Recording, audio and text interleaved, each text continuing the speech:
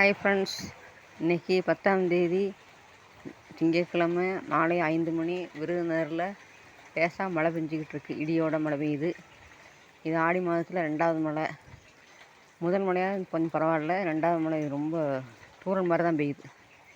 இந்த கஷ்டக்காட்டுக்கெலாம் மழை பத்தாது, இந்த மழை பத்தாது. இவ்வளோ வெயில்.